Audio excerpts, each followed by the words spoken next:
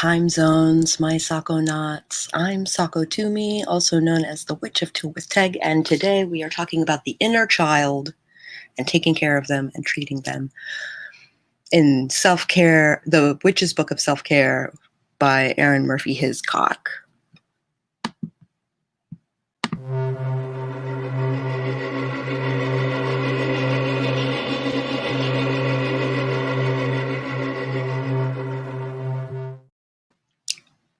If we haven't met before, I'd like to welcome you to my channel. It's very nice to meet you. If you have been here before, it's so lovely to see you back. So lovely. I love you guys.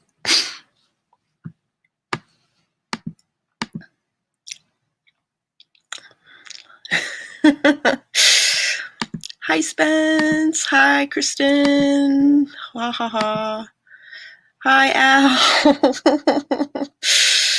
Hi, doll. Goes well with our convo from earlier. Do you guys want to do a grounding ritual visualization thing?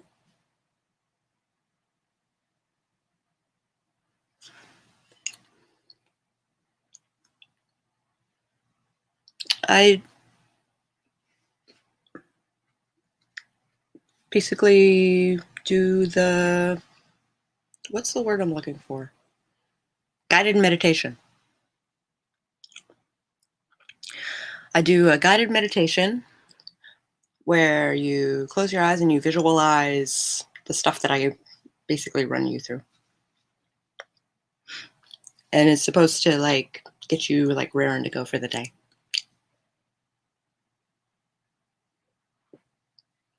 So let's do it.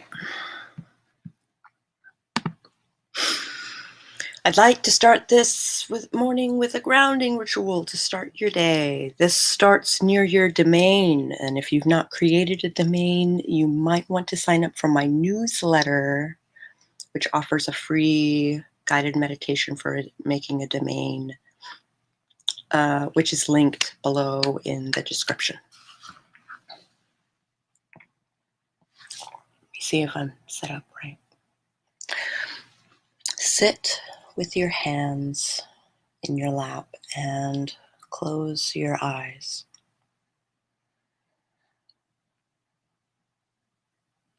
Take a deep breath in through your nose. Hold it for a moment. And as you let it out completely through your mouth, let go of the tension from the night and the grogginess of the morning. Take another deep breath in. And as you breathe in, imagine you are breathing in pure love.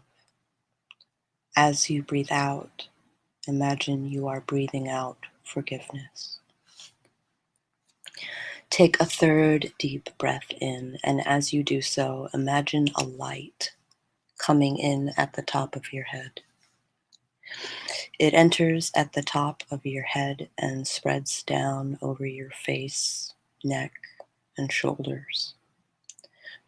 This cleansing light now expands along your back, down your legs, and out through your feet.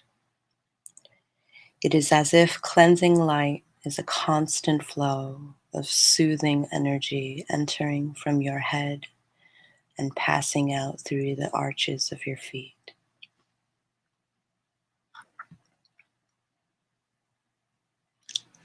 You are just outside the door of your domain. The air is crisp and cool. The evergreens sway slightly in the breeze, and the ground has a large patch of moss at your feet. Step barefoot onto the moss. Feel how soft it is. Feel the solid ground underneath. That light coming into your head can now be translated into energy that you can send out your feet. Convert the light into roots and send the roots out the bottoms of your feet and deep into the earth. as deep as you can. The soil is fresh, easy to toil, easy to carve a path down. Feel how anchored you are, how close to the earth. Reach as far down as you can. The earth hugs your roots comfortably, no matter how sharp or curly, no matter how many times they split off. Slowly pull the roots back up the way they came. Your roots slither through the dark, the soil filling in its wake. Pull the roots back into your feet, convert it back to the light, and let the light filter through you and out the top of your head. Take one more deep breath in and begin to wiggle your fingers and toes. When you are ready, open your eyes.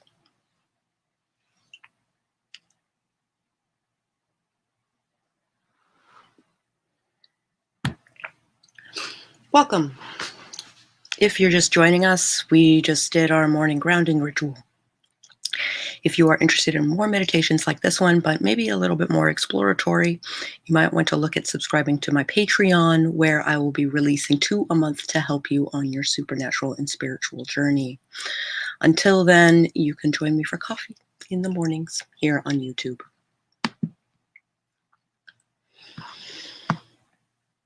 Oh, hi, Christina. And you get to have a cat. That's excellent. I see a cat in your future. All right, so usually, I know we've got a couple of people who don't normally hang out with me on this account. I pull from a card from the Mystic Mondays tarot deck. This is a self-care deck. So 1 card readings are really all it takes. It's all that's needed.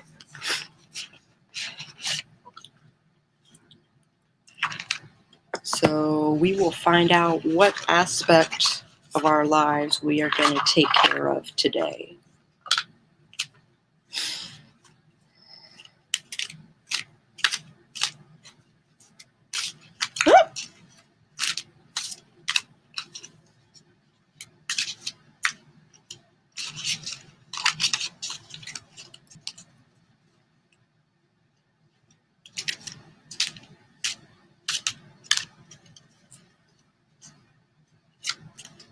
Oh, you said shh.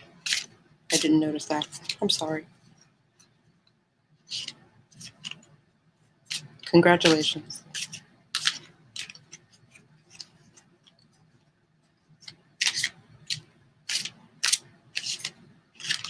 All right. Let's see what's up. The Lovers reversed. The Lovers reversed. The Lovers reversed. There's been a lot of reversed cards lately.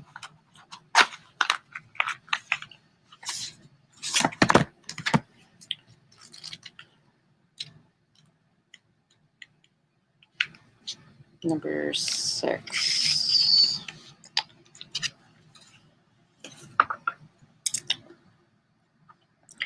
There is a theme of misalignment in your life, whether it is with a lover or within your own core values. If it is with a lover, you may be realizing that there are fundamental differences between the two of you that cannot be reconciled. To put it bluntly, the honeymoon phase is over. It is your choice to decide if you are willing to set aside your differences and remember what brought you together in the first place. If the balance resides with your values, it may be that you are making impulsive decisions and are blinded by your desires. In both cases, it would be wise to clarify what it is you need out of your relationships, both with your partner and with yourself. Communication and introspection are key, so start making amends or let it go.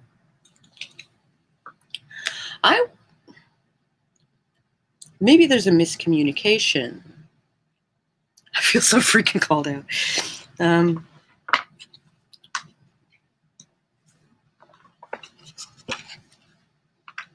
That's pretty heavy-handed for what I usually think of as the Lovers. So the Lovers, in the Major Arcana, they are less about a relationship with another person and more about your relationship with yourself. And so, yeah, being blinded by desire and being blinded by distractions.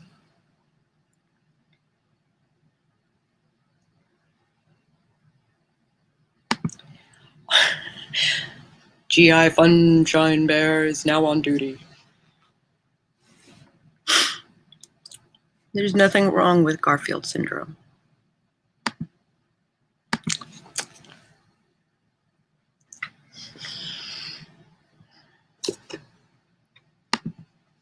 So, today we are talking about creating your inner child. We were talking about setting our boundaries yesterday. I woke up with this urge to ask for advice about when the final anchor I need to raise, and it has a specific day. Oh. So I woke up like, dude, I need advice. Oh. If you want to talk about it after the stream, like, totally here for you.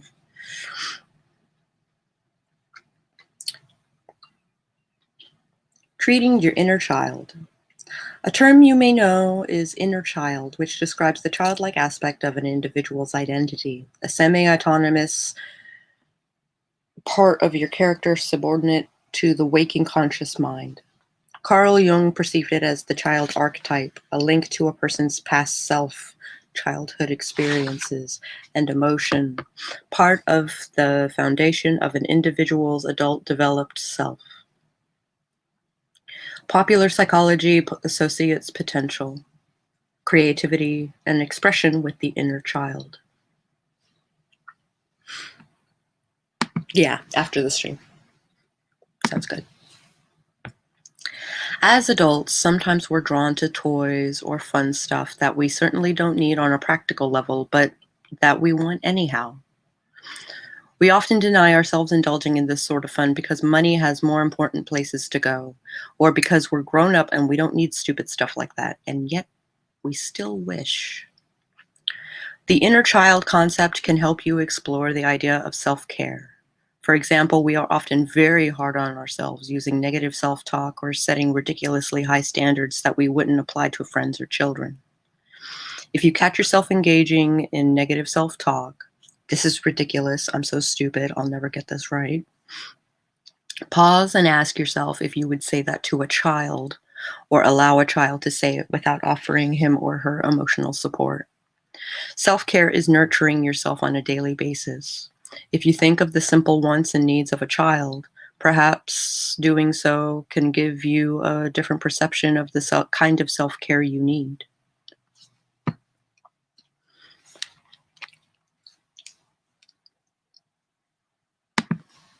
There's nothing wrong with it, but it's affecting my energy because I can't get away from it. Today is one of the first days in a while I've felt genuinely better than okay, so I guess I want to. Nice! Yeah.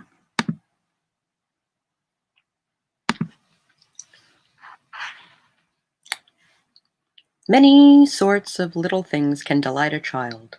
A surprise ice cream outing for no specific reason, a new pack of markers, putting shiny stickers on calendar squares when counting down to an event, going for a walk in the rain and dropping leaves into a storm runoff. They may not be what your particular inner child wants or needs, but allows yourself the opportunity to think about what your inner child might enjoy.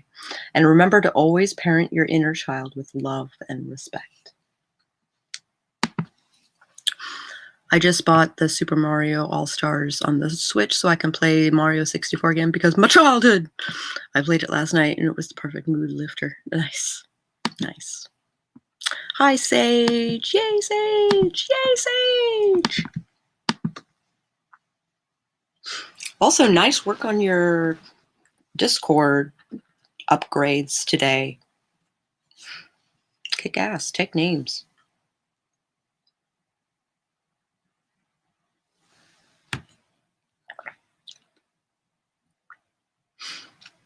Comfort objects. Did you have a beloved stuffed animal or a blanket as a child, one that got battered and worn, but you still carried it everywhere you could? Yeah.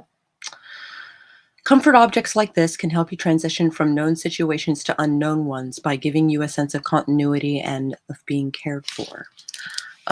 Whenever I go to sleep in a new place, I bring this stuffed cat that my grandmother gave me when I was a kid that I named Normal because it is a gray kitty. I'm all out of bubblegum.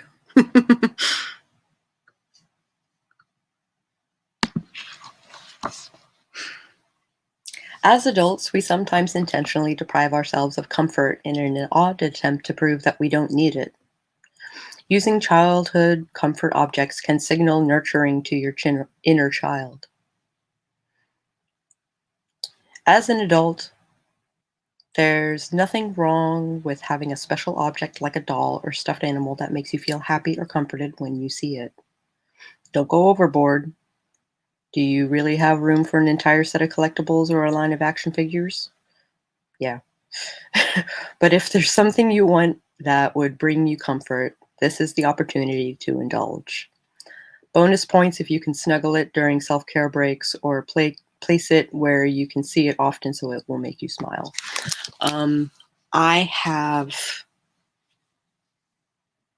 Okay, so...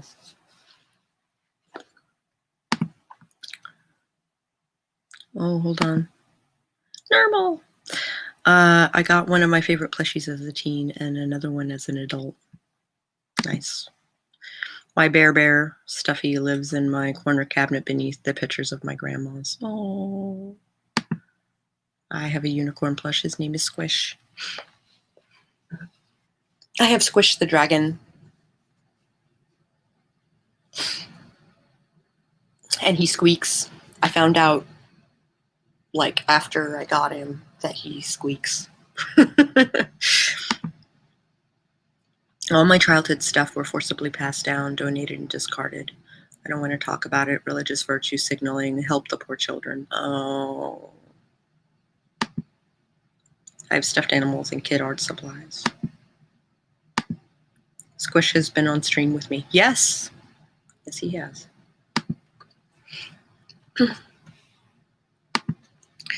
He also lives next to the Where the Wild Things Are Stuffy. Nice.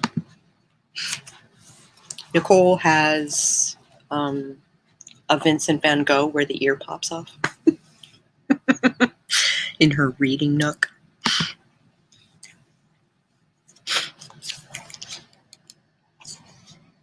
Self-care at work. Work is a challenging place. You have to deal with the energy of many different people and work to a schedule that may not be ideal for your personal rhythms. Your workplace culture may also place unnecessary emphasis on overtime, skipping lunch, and next to impossible deadlines thanks to poor scheduling or overambitious projects, and not enough team members to support the work required. But there are always ways to cope.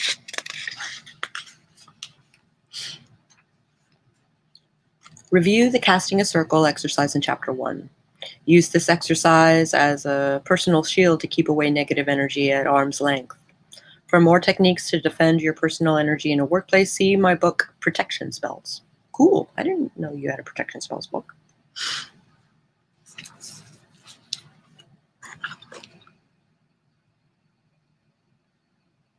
I might look into that. Positive visualization and affirmations are easy and effective techniques to help you incorporate self-care into your work day. Try incorporating timed work sessions and breaks into your day. Pomodoro sprints, for instance. Set alarms on your phone or an activity tracker to take regular breaks to stretch and rest your eyes. Try building a vision board specifically for work, focusing on your self-care goals in terms of the workplace. If you're shy about displaying it, make it small, around 5 by 7, and put it in a photo frame. Then tell anyone who gives it an odd look that it's inspirational art. Make a collection of items that are important to you, that inspire calm and focus when you look at them. Pick a pretty bowl or a jar, place stones in it, small figures and trinkets. Stones are ideal to include that, let me try that again. Stones that are ideal to include are jasper for strength, clear quartz for energy, rose quartz for self-love and positive energy, amethyst for protection, and sodalite for wisdom. Stay in the moment. Self-care has a lot to do with being in the moment and keeping yourself from worrying about the past, the future, or things over which you have no control, such as the opinions of others. Here's a list of reminders to read now and then to keep yourself on the right track at work. Break larger tasks down and delegate what you can. Set priorities and drop the other stuff off if you need to, without guilt. Communicate as often and as clearly as you can when you see problems looming. It's better to alert people that you'll be a day late delivering something than to overwork yourself hitting the initial deadline and rendering yourself useless for the next few days.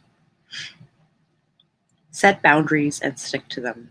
Say no when someone asks you to help with something if you don't have the time. And I know how hard that is. That's really super hard.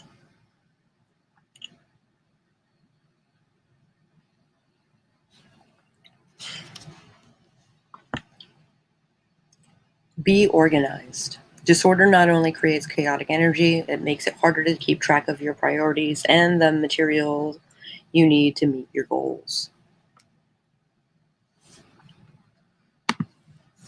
Amethyst, onyx, and lava stone. Oh, wow.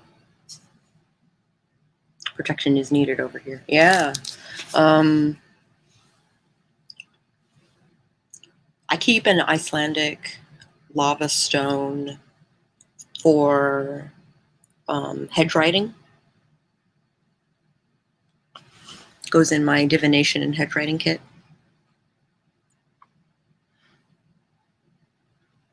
Yeah. In my 20s, that was like a super thing. Nowadays, I try and give myself logical deadlines, but with my mom in the hospital this past like a week ago, and I lost a lot of time. I had to take care of myself. Outline short-term goals or break down larger goals down into terms of short-term goals. The pleasure you obtain from making smaller goals will carry you forward to the next task. Celebrate hitting goals too.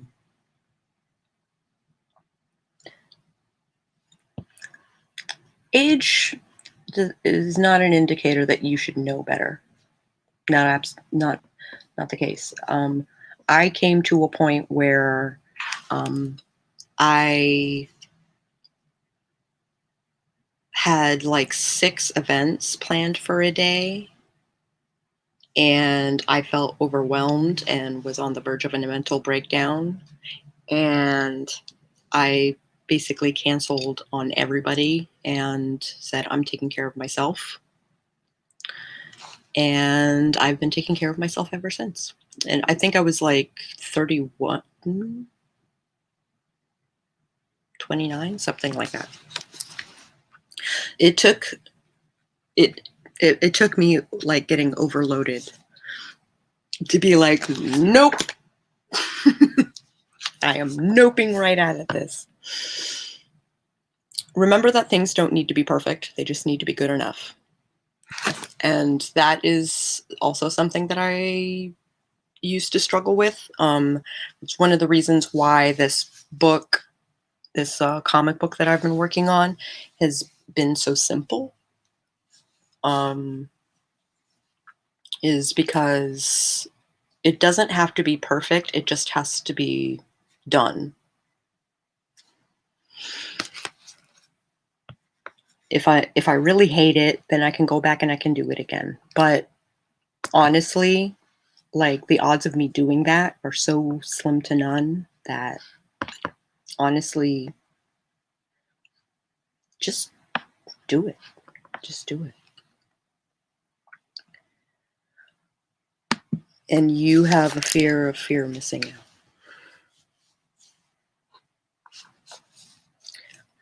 I keep saying I'm going to say no, and then people are like, we're doing the things. And I'm like, I want to do the things. Oh, baby. Not perfect, just good.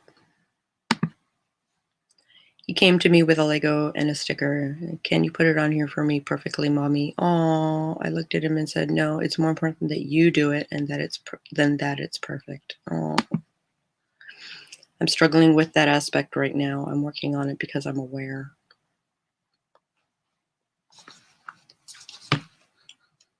I have a friend who is trying to query, and she has a book that she has like 9 drafts of, which means it is no longer the story it originally was. Like, it is a completely different book now.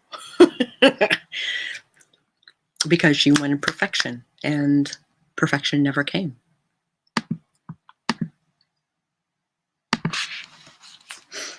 Remember to breathe deeply now and then to replenish your oxygen levels and help release tension in your body. Mini self-care disconnection to recenter at work. Being at work can make being mindful and taking time for yourself a challenge. Here's a quick 5-minute activity to help you disconnect and recenter yourself. You can even do it on the way to the restroom. Pick one on another floor to change up the things you see.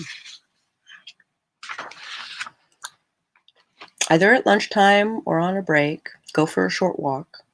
If you work in a high-rise, go down to the lobby. Bonus points if you take the stairs there or back for all or part of the way. I think that's why I'm succeeding with the fanfic, but not with my writing, because my brain says my writing has to be perfect, but fanfic has to be done. You know what? There's a lot to be said for that. And I started treating my writing as it has to be done.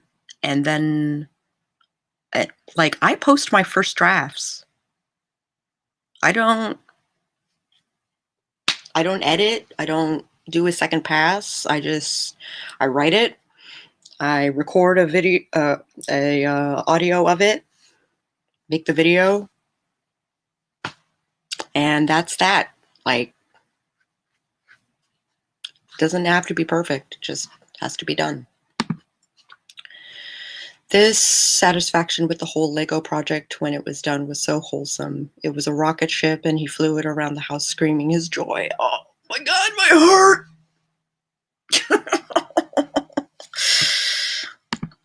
Hey, Cliftinifer, why is Bailey tantruming today? Well, random citizen, I'm glad you asked.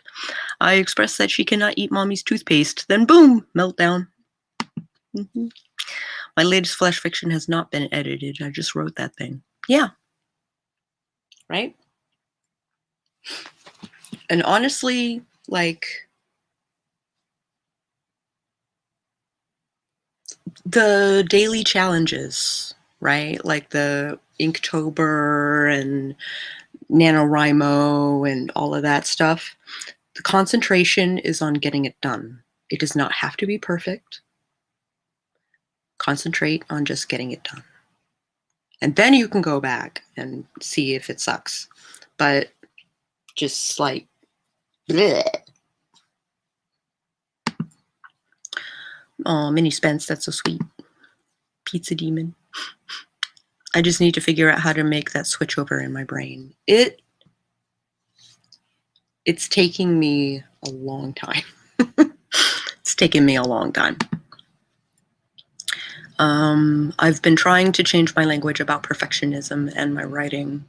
Perfect is impossible. All I can hope for is that my end product satisfies my tastes. Have a couple of check boxes and take those boxes off, and those boxes don't have to be unreasonable. Those challenges make me freeze. I'm terrible with deadline anxiety. I am deadline driven. Now, granted, I had a deadline yesterday that I did not meet, which sucks. But my boss hasn't gotten a hold of me yet, so I'm just going to work on it obsessively until it's done.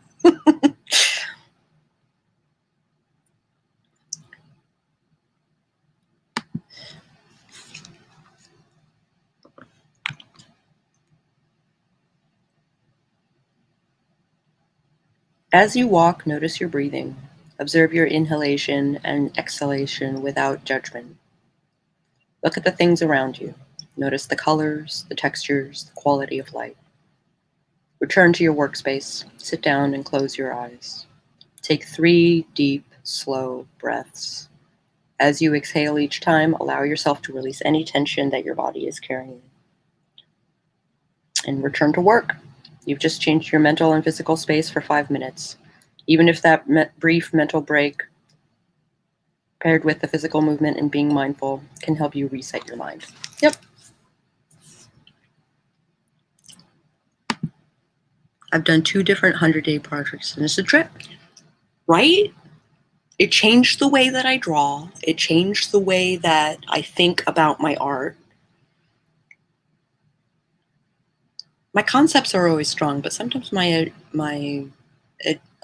execution lacks. And that's something I'm working on.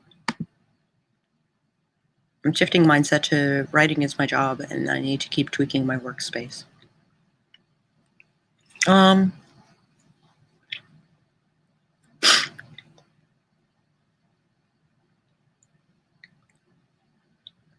It's not a bad thing.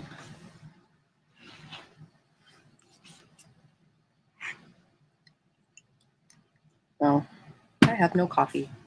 Well, we are at chapter 3, physical self-care. I'm going to take a quick break. Oh, here we go. Are you in the habit of working through lunch and or eating at your desk? You may think you get more work done that way, but it might actually not be true. Not allowing your brain and body a chance to be somewhere different can actually slow you down later in the day.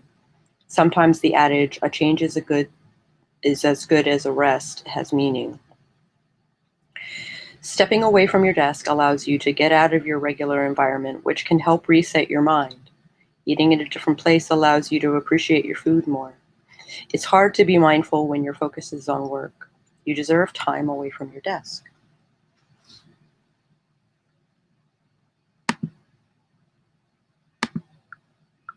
Okay, last Bailey story for a bit. I just handed her a dolly and he said, "Here, have a baby." She screamed, "No!" And I can't help but respect the hell out of that. Good for her.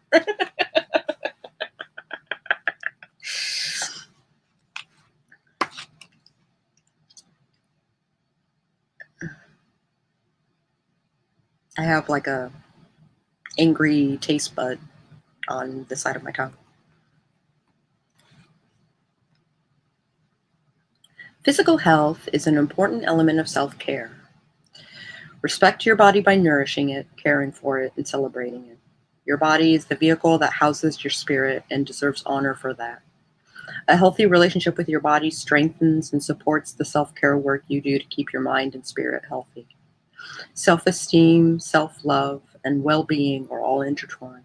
And the physical body often is shunted lower on the list of priorities when it comes to self-care. Topics like food, aging, clothing choice, rest, and exercise can carry uncomfortable associations rooted in past expectations or experiences, and make it hard for you to accept and love your physical body. You are worth it.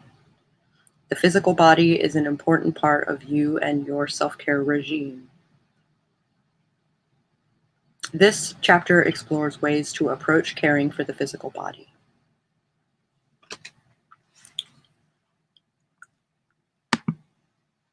I'm raising a strong-willed little person that knows what she wants. Good morning, everyone. Sorry I'm late. I was watching Justice League for the second time in 8 hours because I was weirdly amused by it. Right on. The DC animated things are awesome. Superhero movies feed my irrational power fantasy of wanting the power to truly help people and solve problems. Or maybe just be able to hit things with superpowers. A little from column A, a little from column B. Yay, Raven! Stress and the physical body. High levels of stress can lead to an overtaxed immune system and is said to reduce the efficiency at which you digest food and extract nutrients from it. Stress interrupts sleep or lowers the quality of it. Stress leads to taking poor self-care, and there's something that needs to change in order to keep yourself in optimal shape physically and otherwise. If you have access to medical professionals and decent medical insurance, don't ignore the opportunity for annual medical and dental checkups. Catching potential problems before they become major issues can save you a lot of grief. If you are struggling with depression, anxiety, or an inordinate amount of stress, take those issues to your medical professional as well. Remember, these things are not weaknesses or failures. They're symptoms of your body's systems not working to optimal efficiency. Remember to hydrate. How can you forget something so simple as drinking water? Easily. You reach for caffeine to help you perk up and stay awake. You reach for soda for sweetness. You drink smoothies to maximize your protein and fruit and vegetable intake. Okay, that last one isn't so bad. But most people do need a lot more plain water than they actually drink. How do you remind yourself to drink water? Try this spell for making and programming a reusable cup to help you hydrate more and bring good health toward you. Even better than purchasing and using a pretty cup is programming a container to draw health and happiness toward you, providing a positive energy to draw into your body with every sip.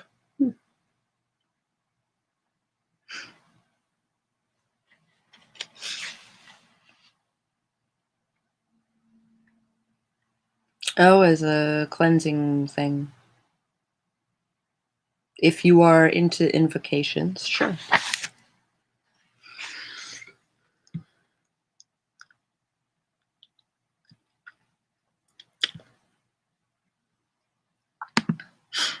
I don't love my body, but I can't come to accept my body as is. Me too. I finally feel fine in my own skin after decades of daily bullying. Morning, Sage. Morning, Christina. Hi, Raven. Morning, y'all. I can't afford psychiatric treatment at this point in my life, so I'm working on creating a healthy life. That's exactly the perfect mentality. Rest your eyes. This is one of those things we forget to do a lot. Use this exercise as a way to take a couple minutes and reconnect with your inner self as well as rest your eyes. Center and ground. Breathe slowly and deeply 5 times, then begin repeating this affirmation. I am relaxed and focused. I see clearly.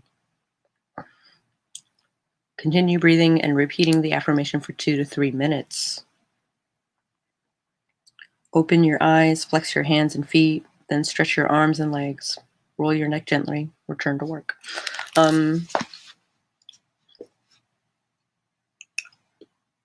I just go outside and smoke a cigarette. It requires me to go downstairs and put on all my warm clothes and all of that stuff. But honestly, the going up and down the stairs gets me my blood moving again. I'm standing when I smoke. I don't sit down. If I do sit down, it's very rare. But I use my smoking time to like either clear my mind of whatever stress I'm going through, which is why I like to use smoking as kind of like a reward for accomplishing a milestone. Rest your eyes. I'm so aware of this one. Many times I don't watch videos. I only listen with my eyes closed. Yep. It's a good practice. Especially if there's a lot of audio. Nutrition as self-care. Proper eating habits are often the first things to go out the window when we are stressed out. Perhaps you drop eating almost entirely because of time constraints or a lack of appetite. Guilty as charged.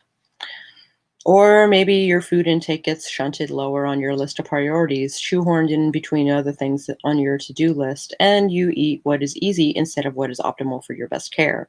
Or you eat quickly because there's no more time. I feel called out. But eating is one of the most basic forms of self-care there is. Without adequate nutrition, you become incapable of handling your other daily tasks. Fatigue and low energy levels are all too common results. Your memory and mental clarity can also suffer.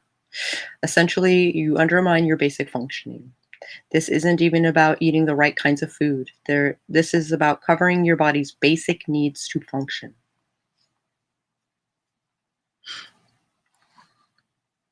Just at me next time. I know, right? Pomp back had to do a lesson in self-care with Minnie Spence. He was frustrated to the point of tears with his video game. Oh, perfect practice. Morning. Hi. Are we talking about food avoidance? Feels the journey. Yeah. Not just avoidance, but like, you get the idea. Yes, my eating is not the best, but I know that, and I was working on it this entire month of January. I'm so proud of you. Super proud of you.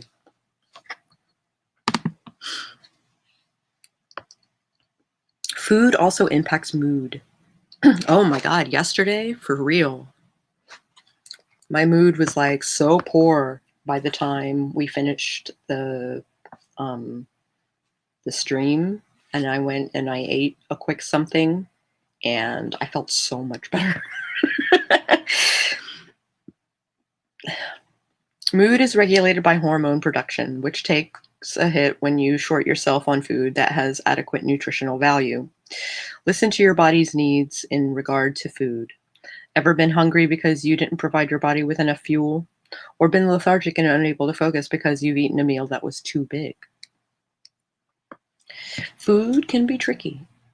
Sometimes we get caught up in using food to reward ourselves, or as a self-care in a less than constructive way, trying to cheer ourselves up with treats that may make us feel good emotionally, but that don't pack as great a reward for our nutritional levels.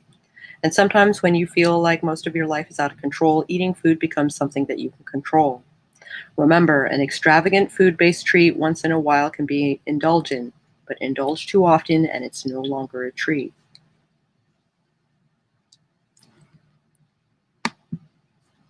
Oh, hold on. Food is something I particularly struggle with when I'm dysphoric. I get hungry, but my brain goes, nope, and bad bodies don't deserve food. Oh, that's horrible. I keep a food journal. I used to.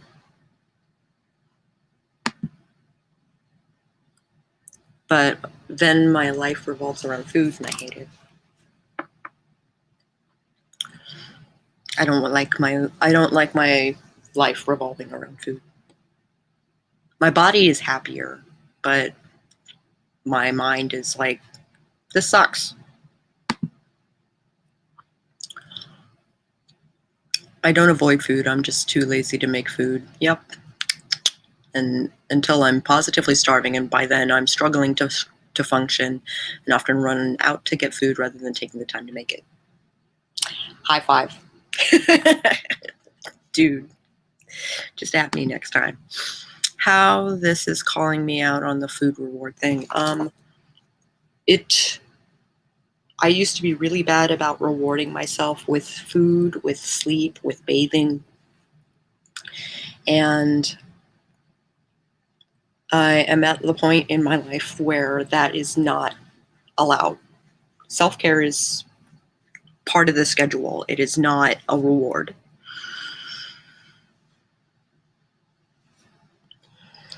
Though I might reward myself with a bath instead of a shower. I have come to accept the lazy excuse as avoidance. Not calling out your relationship to it, but for me, it goes back to my mom being in bed for days with depression and never cooking. I'm supposed to be fixing that for pastry-free brewery. Oh, originally that was just for abstaining from sweets for the month of February. Now I'm including fast food and soda as well. Good luck. And it's going to be hard, but I'm rooting for you.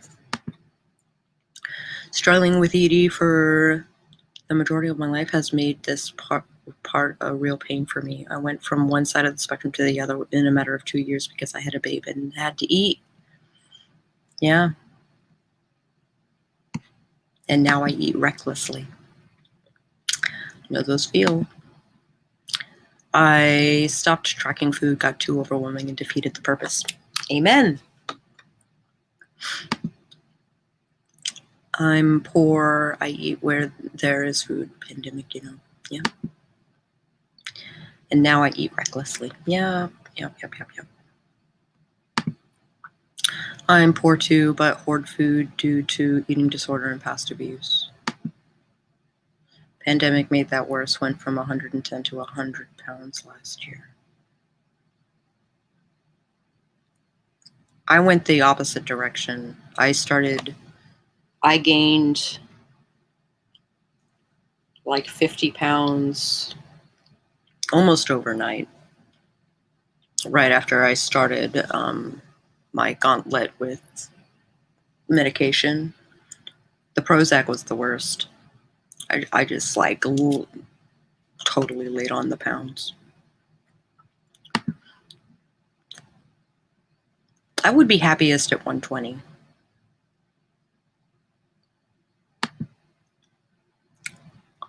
I find that childhood poverty often leads to eating disorders. I have worked really hard to get over wasting food. Oh, here. And I'm just figuring out my tastes. I never had that luxury as a kid. I totally get that. I do a lot better making sure Mini Spence has a balanced diet than I do. He gets his 5 servings of fruits and veggies every day. I track what I eat to track how it correlates to how I'm feeling physically. Mom would withhold food. What the fuck? But opposite, I got up to 215 last year after years of bulimia.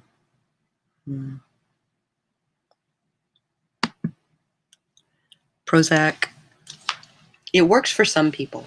It does not work for me. I am allergic to it. I am allergic to many SSRIs.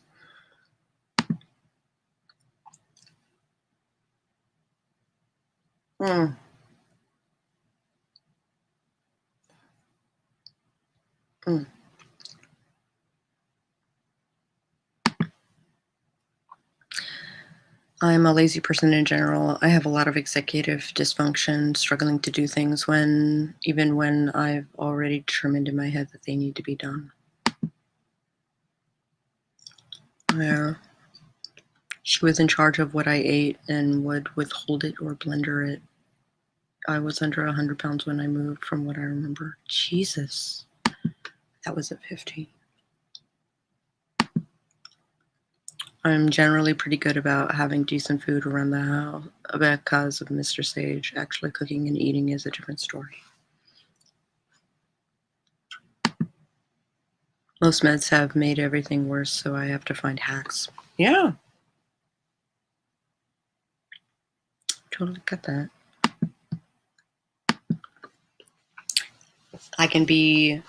I'm at that point in my life where I can be skinny and crazy, or I can be fat and happy. I'll take the fat and happy. Most meds have made everything worse. Yeah. I gotcha. Energy is required to invest in food planning and preparation, which can be daunting if you already struggling with anxiety, depression, a crazy schedule, or low energy levels. Your living condition and income may not allow for proper food storage or preparation, which can also impact your ability to manage nutritional self-care. There's no magic bullet to fix problems with food, but you should do what you can whenever you can. To make planning easier, take half an hour a week to plan out meals so you're not caught in a half an hour before dinner wondering what to make. Order groceries online if you can. If not, make sure you have a master list of everything you'll need to make that week's meals. To make prepping easier, make extra and freeze some for days when you come home late and need to eat but have zero energy. Then there's a bunch of recipes like roasted vegetable soup, leek and potato soup, gazpacho, Parmesan croutons, basic white bread,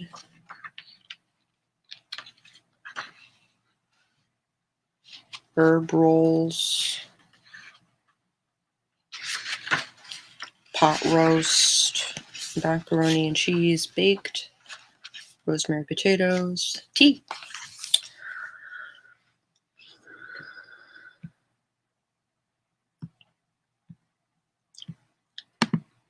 I grew up poor and overweight. My mom and grandma were both overweight too. Everything about food was tense. If I ate, I was self-conscious. If I didn't, I fainted. Damned if you do, damned if you don't, right? So now I'm working on viewing food as a necessity and not a reward or punishment. And not feeling guilty for buying groceries and knowing I'm not going to run out or have it taken away. Food baggage is harrowing because, it's basic maintenance for your body. Like, I struggle to meet 1,200 calories a day.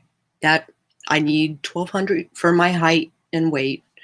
Well, probably a little more now, but I need 1,200 calories to function as a human being, for my organs to work properly, for my brain to be at 100, all of that stuff.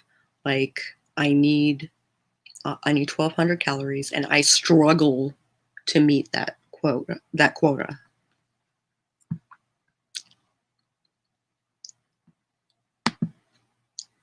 I'm getting better about eating what I need, thanks to the Fit Witches chat with Jenny and Nicole. Cool.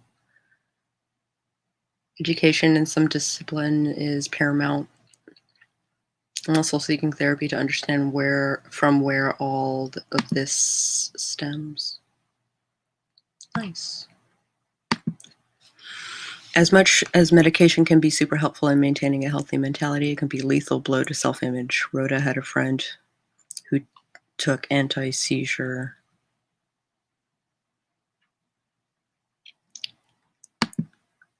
medication for his epilepsy, but caused him to retain water like whoa, and really fucked with his self-image.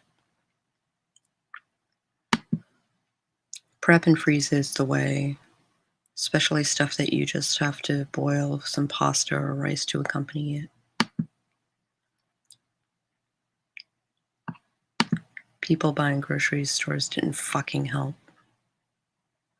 Oh yeah, people buying out groceries, which was really rough. Like when the pandemics swelled up, like But I agree, cooking and eating is a habit I had to build. And I anticipate that I'm going to have the interest in cooking, so I make lots of easy snacks.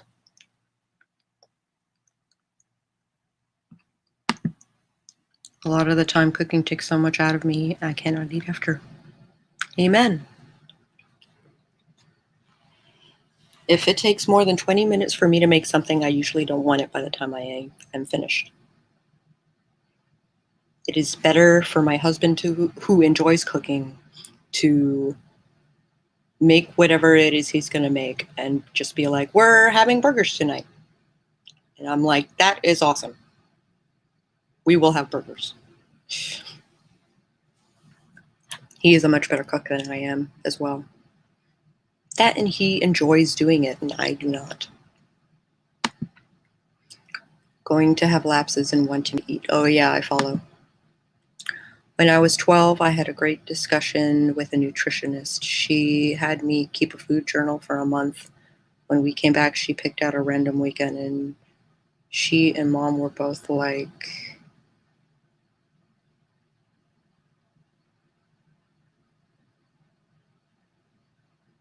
what?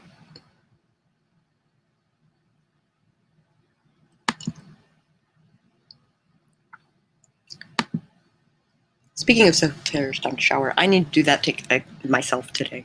I do. Thank you so much for the stream, Sako. I enjoy your readings. Thank you. So in high school, I used to save my antidepressants during the week and take them all on. I too zoned out to want food, and I was so busy to eat during the week. Oh my God.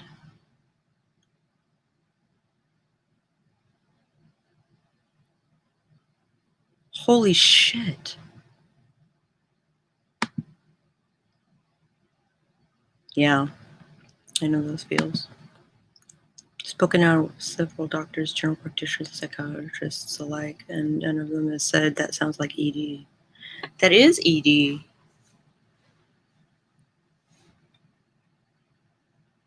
Holy shit, honey. That is not taking as directed, that is for sure. How and why did you eat 6 cupcakes this weekend? The date was my cousin's baby shower, and the nutritionist went, oh, well, these days don't count, and flipped forward 3 days and said I wasn't eating enough. When it rains, it pours.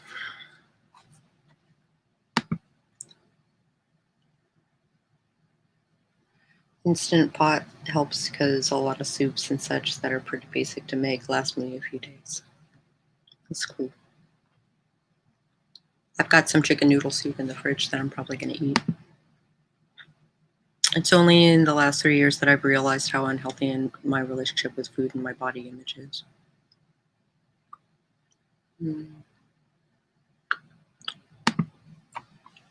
I recently have been using yogurt squeezy pouches and frozen things or German sandwich stuff in a pinch. Instapot is king. I have a friend who has an Instapot, and she really wants me to have one.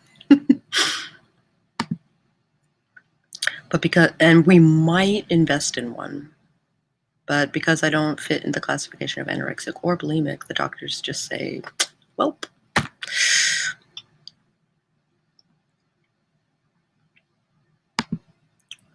I've almost passed out at bus stops in my complex from it. Eating disorder in 120-degree weather don't mix well. No, they don't.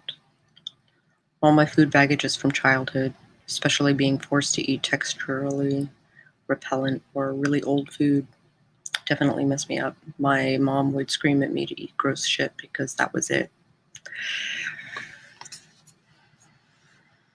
That sucks. I've not been under 200 since I was 15. Yeah, but you're in Amazon, aren't you?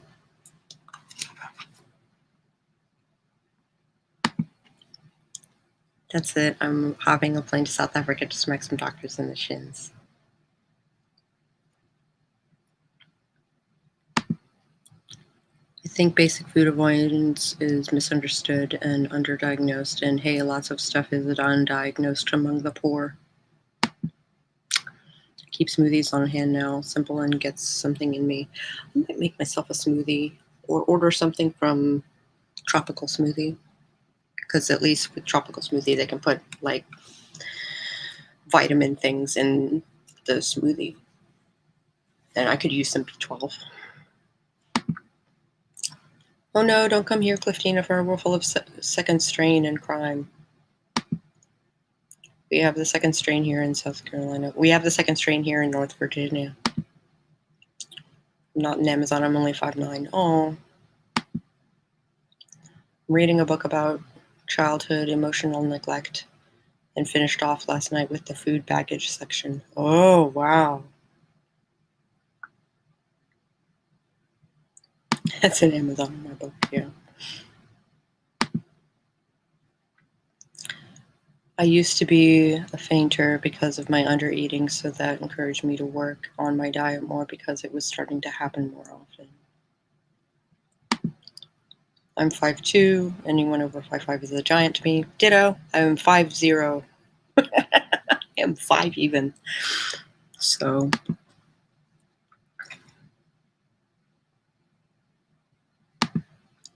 I've cut out the brown fizzy stuff in flavor of fizzy water, and that's helping out a little bit. Yeah, me too. Bring that to class.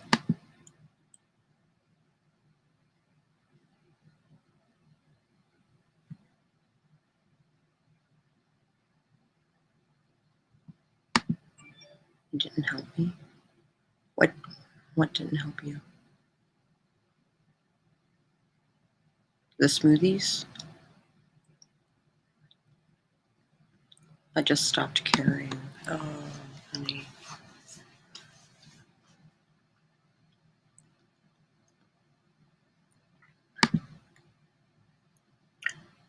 Started out today with I should eat something other than ramen for breakfast, and yet I have yet to eat breakfast. Amen!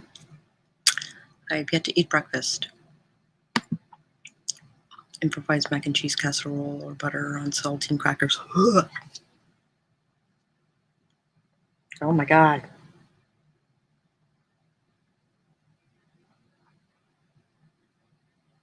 I think I'm missing some comments. I have short gut, so I'm constantly battling being too skinny and malnourished and dehydrated, but I'm getting better with management. Oh, summer cheat for us delicate flowers, chia water. It's like having a water sponge in your guts.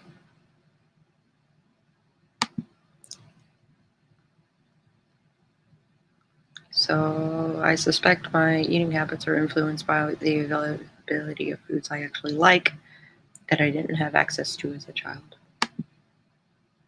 I eat ramen in the morning when I need salt and carb blast. Me too. But I don't get that opportunity anymore.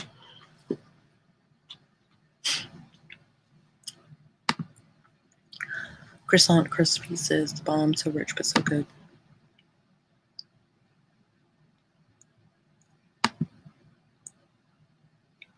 All right. If you liked this video at any point, please hit the like button.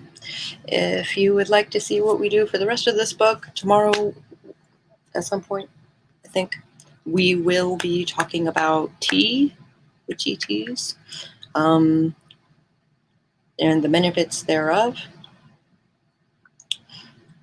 Then you might want to subscribe or maybe even ring that bell on the off chance that it'll notify you when I go live. And if you are interested in supporting me, I do have a Patreon, even though it is a little on the expensive side, because it's more of like a membership fan club sort of situation where we do like witchy school.